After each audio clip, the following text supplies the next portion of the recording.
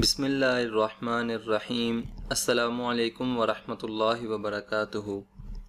دوستو انشاءاللہ العزیز آج کی اس ویڈیو میں ہم آپ کے ساتھ وضو کا طریقہ اور مسائل شیئر کریں گے۔ آپ سے گزارش ہے کہ ویڈیو کو اپنے دوستوں کے ساتھ بھی شیئر کریں تاکہ میرے اور آپ کے لیے صدقہ جاریہ بن سکے۔ شروع کرتے ہیں آج کی اس ویڈیو کو۔ دوستو سب سے پہلے ہم آپ کے ساتھ وضو کا طریقہ شیئر کریں گے اور پھر اس کے بعد وضو کے مسائل شیئر کریں گے۔ دوستو وضو کا طریقہ یہ ہے کہ جو شخص وضو کرنا چاہتا ہو تو اس کو چاہیے کہ قبلہ کی طرف منہ کر کے کسی اونچی جگہ بیٹھے کہ چھینٹے اڑ کر اوپر نہ پڑیں، اور وضو شروع کرتے وقت بسم اللہ الرحمن الرحیم پڑھے اور سب سے پہلے 3 مرتبہ گھٹنوں تک ہاتھ دھوئے، پھر 3 دفعہ کلی کرے اور مسواک کرے، اور اگر مسواک نہ ہو تو کسی موٹے کپڑے یا صاف انگلی سے اپنے دانت صاف کرے کہ سب میل کچیل صاف ہو جائے، اور اگر روزہ دار نہ ہو تو غرارہ کر کے اچھی طرح سارے منہ میں پانی پہنچائے، اور اگر روزہ ہو تو غرارہ نہ کرے کہ شاید کچھ پانی حلق میں چلا جائے، پھر 3 بار ناک میں پانی ڈالے اور بائیں ہاتھ سے ناک صاف کرے، لیکن جس کا روزہ ہے وہ جہاں تک نرم نرم گوشت ہے اس سے اوپر پانی نہ لے جائے،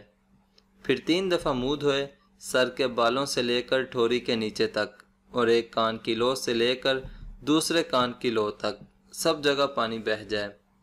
دونوں ابروؤں کے نیچے بھی پانی پہنچ جائے، کہیں سوکھا نہ رہے، پھر 3 بار داہنا ہاتھ کوہنیوں سمیت دھوئے، پھر بایاں ہاتھ کوہنی سمیت 3 دفعہ دھوئے، اور ایک ہاتھ کی انگلیوں کو دوسرے ہاتھ کی انگلیوں میں ڈال کر خلال کرے، اور انگوٹھی چھلا وغیرہ جو کچھ پہنا ہو اس کو ہلا لے کہ کہیں سوکھا نہ رہ جائے، پھر 1 دفعہ سارے سر کا مسح کرے اور پھر کان کا مسح کرے، اندر کی طرف کا کلمہ کی انگلی سے اور کان کے اوپر کی طرف کا انگوٹھوں سے مسح کرے، اور پھر انگلیوں کی پشت کی طرف سے گردن کا مسح کرے، لیکن گلے کا مسح نہ کرے کیونکہ یہ برا اور منع ہے۔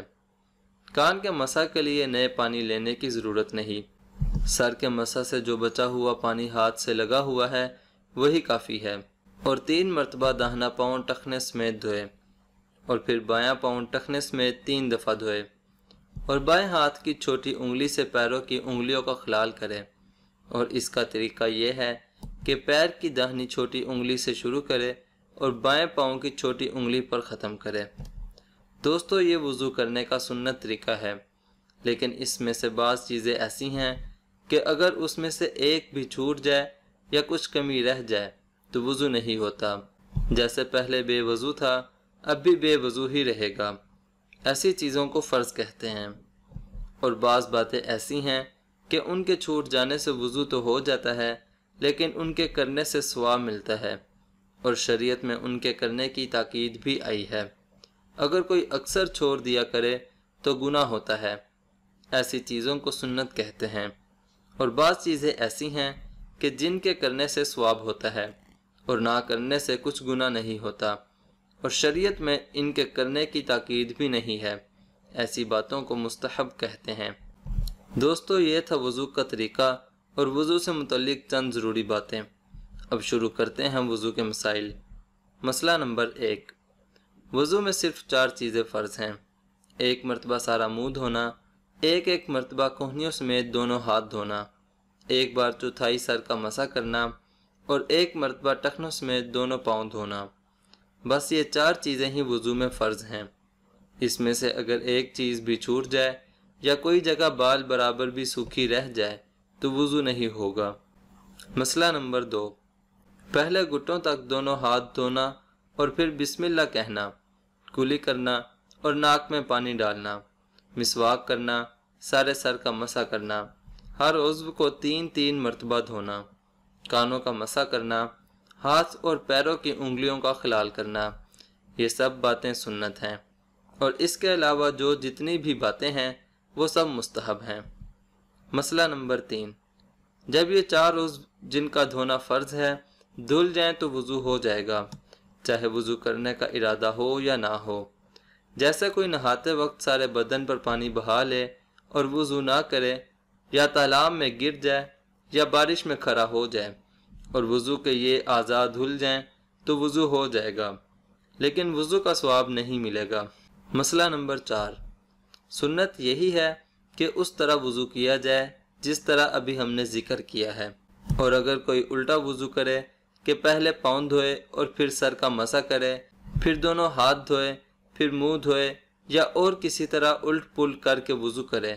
تو بھی وضو ہو جاتا ہے، لیکن سنت کے موافق وضو نہیں ہوتا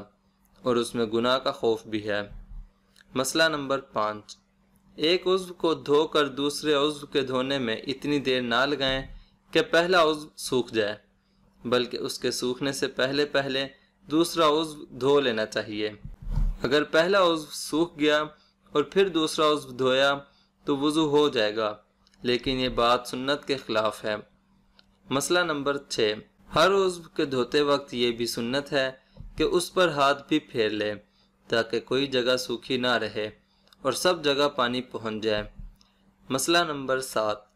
وقت آنے سے پہلے ہی وضو، نماز کا سامان اور تیاری کرنا بہتر اور مستحب ہے۔ مسئلہ نمبر 8، جب تک کوئی مجبوری نہ ہو خود اپنے ہاتھ سے وضو کرے، کسی اور سے پانی نہ ڈلوائے اور وضو کرتے وقت دنیا کی کوئی بات چیت نہ کرے، بلکہ ہر عضو کے دھوتے وقت بسم اللہ اور کلمہ پڑھا کرے، اور پانی کتنا ہی وافر کیوں نہ ہو، چاہے دریا کے کنارے پر ہو، لیکن تب بھی پانی ضرورت سے زیادہ خرچ نہیں کرنا چاہیے، اور نہ پانی میں بہت کمی کرنی چاہیے کہ اچھی طرح دھونے میں مشکل ہو، اور نہ ہی کسی عضو کو 3 مرتبہ سے زیادہ دھونا چاہیے، اور منہ دھوتے وقت پانی کا چھینٹا زور سے منہ پر نہیں مارنا چاہیے، اور نہ ہی پھنکار مار کر چھینٹے اڑانی چاہیے، اور اپنے منہ اور آنکھوں کو بہت زور سے بند بھی نہیں کرنا چاہیے، کیونکہ یہ سب باتیں مکروہ اور منع ہیں۔ اگر آنکھ یا منہ زور سے بند کیا اور کچھ سوکھا رہ گیا تو وضو نہیں ہوگا۔ مسئلہ نمبر 9، انگوٹھی، چھلا، چوڑی، کنگن وغیرہ اگر ڈھیلے ہوں کہ اگر ان کو نہ بھی ہلایا جائے تو بھی ان کے نیچے پانی پہنچ جائے تب بھی ان کا ہلا لینا مستحب ہے، اور اگر اتنے تنگ ہوں کہ ہلائے بغیر ان کے نیچے پانی نہ پہنچتا ہو تو ان کو ہلا کر اچھی طرح پانی پہنچا دینا ضروری اور واجب ہے۔ اور نتھ کا بھی یہی حکم ہے کہ اگر سوراخ ڈھیلا ہے تو اس وقت تو ہلانا مستحب ہے، اور اگر تنگ ہے کہ ہلائے بغیر پانی نہیں پہنچے گا تو منہ دھوتے وقت گھما کر اور ہلا کر پانی اندر پہنچانا واجب ہے۔ مسئلہ نمبر 10، اگر کسی کے ناخن میں آٹا لگ کر سوکھ گیا ہو اور اس کے نیچے پانی نہیں پہنچا تو وضو نہیں ہوا۔ جب یاد آئے اور آٹا دیکھے تو آٹا چھڑا کر پانی ڈال لے، اور اگر پانی پہنچانے سے پہلے کوئی نماز پڑھ لی ہو تو اس کو پھر سے پڑھے۔ دوستو، یہ تھے وضو کے چند مسائل۔